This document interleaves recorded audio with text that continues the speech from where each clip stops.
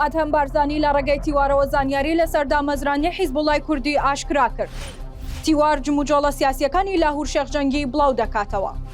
ئەمریکا هەنگاوەکانی فرۆشتنی فڕۆکەی F-16 بە تورکیا خێراتر کرد. سڵاوتان لەبێ سمەیەم سێ هەواڵتان پێشکەشەکەم. دوای ئەوەی لە هەندێک پەڕەی نافەرمی عەرەبی هەواڵێک بڵاوکرایەوە لەسەر دامەزراندنی حیزبوڵای کوردی کە گوایە حەسەن نەسڕوڵڵا دەیەوێت حیزبوڵای کوردی دابمەزرێنێت و سەرۆکایەتی حیزبەکەش بدرێت بە ئاتەم بارزانی.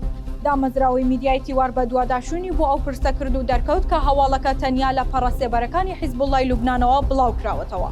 بەشێک لە میدیا کوردیەکانیش هەمان هەواڵیان بڵاو کردوتەوە.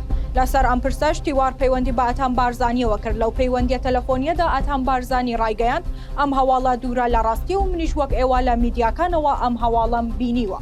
ئاتەم بارزانی پێشتر سەرۆکی حیزبوڵای شۆڕژگێڕی کورد بوو. دواتر حیزبەکەی هەڵوەشاندەوە چوار ڕیزەکانی پارتی دیموکراتی کوردستانەوە و لە ئێستاشدا لە سلێمانی نیشتەجێ و هیچ جموجەڵێکی سیاسی دیار نییە و ناشزانرێت لە داهاتوودا ئاخۆڕەوتێکی سیاسی دادەمەزرێنێت یاخود نا. با پێی زانیاریەکانی تیوار لاهور شێخجەنگی سەرقاڵیکردنەوەی بارەگای سەرەکی ڕەوتە سیاسیەکەیەتی لە شاری هەولێر.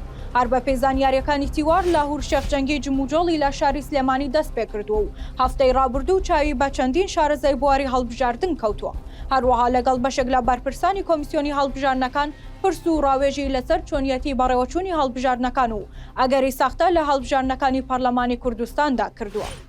ڕۆژی هەینی جۆ بایدن سەرۆکی ویلایەتە یەکگرتووەکانی ئەمریکا بە فەرمی کۆنگرێسی وڵاتەکەی ئاگادار کردوتەوە لە بەردەوامی و خێراکردنی پرۆسەی فرۆشتنی فڕۆکەی F-16 بە بڕی 23 میلیارد دلار بە تورکیا.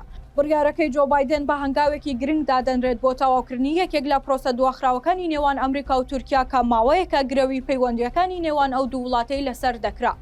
وەزارەتی دەرەوەی ئەمریکا لای خۆیەوە ئاگادارکردنەوەی ناردووە بۆ بەرەو پێشبردننی فرۆشتنی بابەتی فڕۆکەی F-16 لەگەڵ 80 پارچە کەلوپەلی مۆدرنی سەربازی بە تورکیا. ئەم بڕیارەش دوای تەنها یەک ڕۆژ هات لە پەسەندکردنی ئەندامەتی سوید لە هاوپەیمانی ناتۆ لە لایەن ئەنکارەوە. سێ هەواڵم پێشکەشکردن هەر شاد.